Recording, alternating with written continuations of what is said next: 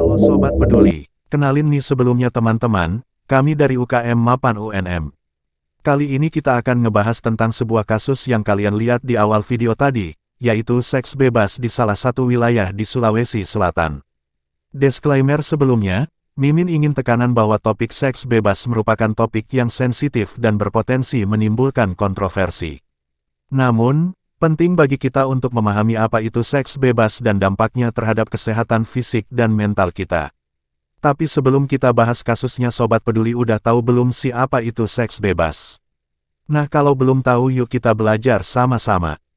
Jadi menurut ChatGPT nih sih ya, seks bebas adalah perilaku seksual yang dilakukan tanpa perlindungan dan tanpa pertimbangan etika dan moral. Hal ini dapat berdampak buruk pada kesehatan fisik dan mental kita. Kalau menurut Sobat Peduli, seks bebas itu apa sih? Nah, kita masuk ke topik utamanya hehe. Jadi beberapa bulan yang lalu di daerah Sulawesi Selatan, sebanyak 53 warga Kabupaten Maros, Sulawesi Selatan terinfeksi human imunodefisiensi virus, HIV, dalam rentang waktu 12 tahun. Hal ini disampaikan langsung oleh Kepala Dinas Kesehatan Maros Muhammad Yunus, Senin tanggal 31 Oktober tahun 2022. Ia menuturkan, penularan kasus tersebar terjadi di Kecamatan Turikale dan Kecamatan Mandai. Dari 2010 hingga 2022 yang terdata itu 53 orang, pada tahun 2022 ada yang terinfeksi 2 orang, ujarnya.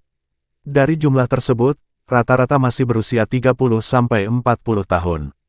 Mantan Kepala Puskesmas Bantimurung itu juga menambahkan, 53 orang itu dominasi oleh laki-laki.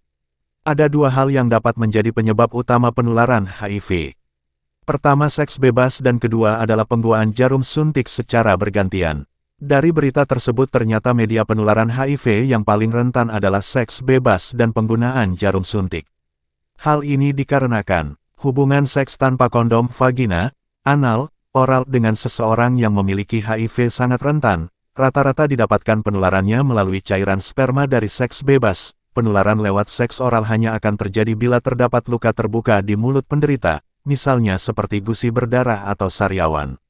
Biasanya perempuan remaja sangat rentan terhadap infeksi HIV karena selaput vagina mereka lebih tipis dan lebih rentan luka infeksi dibandingkan wanita dewasa.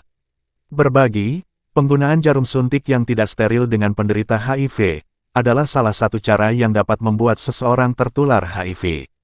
Misalnya menggunakan jarum suntik bersama saat membuat tato, atau saat menggunakan nafsa suntik. Jadi Sobat Peduli, setelah baca berita, tadi Mimin mau nyampain sesuatu nih. Kan Sobat Peduli udah tahu kan bahayanya HIV bagi kehidupan kita. Sobat Peduli juga telah memahami bahaya seks bebas dan pentingnya menggunakan alat perlindungan saat melakukan hubungan seksual. Jadi buat Sobat Peduli jangan lupa untuk mempertimbangkan dampak yang mungkin terjadi bagi diri sendiri dan orang lain sebelum melakukan hubungan seksual tanpa perlindungan. Terima kasih telah mengikuti pembahasan kita hari ini. Penyebaran HIV/AIDS menjadi penyakit urgen yang perlu kita kenali dan hindari. Ayo mulai menjaga diri dan keluarga kita dari HIV/AIDS dengan menjauhi seks bebas, jarum suntik dan media penularan lainnya. Menurut Sobat Peduli, apakah seorang OTH harus dijauhi? Jangan lupa komen dan share informasinya.